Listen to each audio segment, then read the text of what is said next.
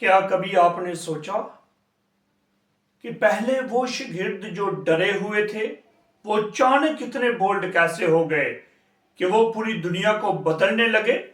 آج ہم جانیں گے کہ روح القدس کی قدرت جب یسوع سے آسمان پر اٹھا لیا گیا، شاگرد یروشلم میں انتظار کر رہے تھے، کیونکہ رسولوں کی اعمال کی کتاب اس کے پہلے باب کی 5ویں 6 آیت میں یسوع سے نے کہا، شہر سے باہر نہ جانا بلکہ باپ کے وعدے کے پورے ہونے کا انتظار کرنا۔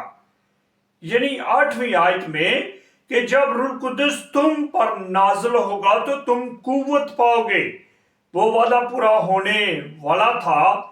پہلا نقطہ آج کی بائبل سٹڈی کا ہے عید پینتیکوست کا دن۔ رسولوں کے اعمال کی کتاب کا جب دوسرا باب پہلی اور دوسری آیت دیکھتے ہیں تو لکھا ہے، جب پینتیکوست کا دن آیا تو وہ سب ایک جگہ جمع تھے اور اچانک آسمان سے ایسی آواز آئی جیسے زور کی آندھی کا سناٹا، اور جس جگہ پر وہ تھے وہ سارا گھر کہ جس سے گھر بھر گیا ہو۔ یہ خدا کی موجودگی تھی اور یہ خدا کی قدرت تھی۔ اور دوسرا نقطہ ہے آگ کے شعلے۔ دوسرے باب کی 3 آیت میں لکھا ہے، اور انہیں آگ کے شعلوں کی مانند زبانیں دکھائی دی، ہر ایک پر ٹھہر گئیں لامت پاکیزگی اور خدا کی قدرت۔ تیسرا نقطہ روح القدس سے بھر جانا۔ رسولوں کے اعمال کی کتاب اس کے دوسرے باب کی 4 آیت میں لکھا ہے، اور وہ سب روح القدس سے بھر گئے اور دوسری زبانیں بولنے لگے۔ یہ سپر نیچرل تھا، یہ خدا کی طرف سے انہیں قوت ملی تھی۔ اور چوتھا نقطہ ہم دیکھتے ہیں کہ پطرس کی دلیری۔ دوسرے باب کی 14ویں آیت میں ہم دیکھتے ہیں، تب پطرس نے کھڑے ہو کر بلند آواز کی۔ دوسرے باب کی 18ویں آیت میں 38ویں آیت میں، توبہ کرو اور بپتسمہ لو تو روح القدس تم انعام میں پاؤ گے۔ یعنی اس واعظ کے وسیلہ سے 3000 لوگوں نے یسوع مسیح کو اپنا نجات دہندہ قبول کیا اور بپتسمہ لیا۔ آپ دیکھتے ہیں 41ویں آیت میں لکھا ہے، پس جنہوں نے اس کا کلام قبول کیا وہ بپتسمہ لے کر شامل ہوئے۔ یعنی 3000 لوگ جو وہاں پر موجود تھے، جنہوں نے خدا کے کلام کی آواز کو سنا، انہوں نے اپنے آپ کو تبدیل کیا اور یسوع مسیح کو اپنا شخصی نجات دہندہ قبول کیا۔ اور پھر 5واں نقطہ ہم یہاں پر آج کی بائبل سٹڈی کا دیکھتے ہیں، روح القدس کیوں ضروری ہے۔ یوحنا کی انجیل 14ویں باب کی 26ویں آیت میں لکھا ہے، لیکن مددگار یعنی روح القدس تمہیں سب کچھ سکھائے گا۔ یعنی سیکھنے کے لیے روح القدس کا ہونا ہمارے پاس ضروری ہے۔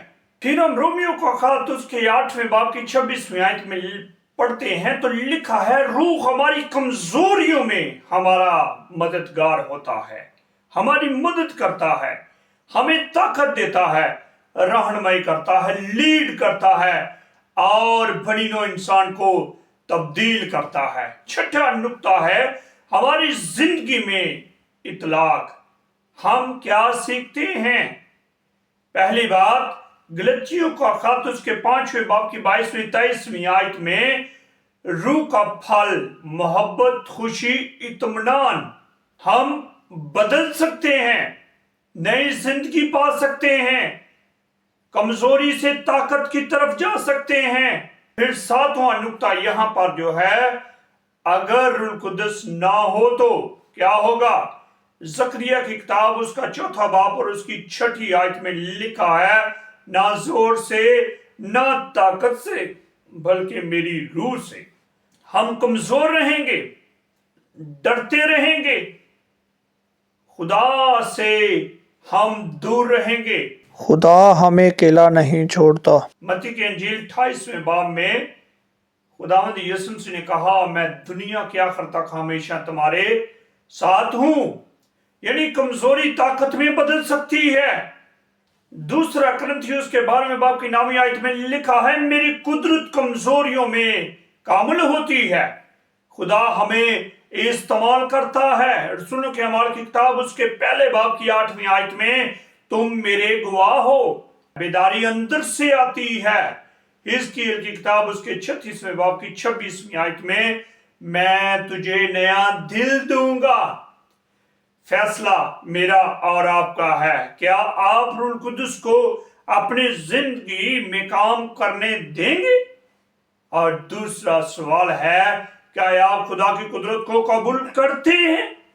तो आए आज मेरे साथ दुआ करें और कहें, ऐ खुदा पाक, मुझे अपनी रूह से भर दे, मुझे ताकत दे और मुझे अपने काम के लिए इस्तेमाल कर, यीशु के नाम से, आमीन। जब रूह कुदस आता है तो कमजोर इंसान भी दुनिया बदल देता है।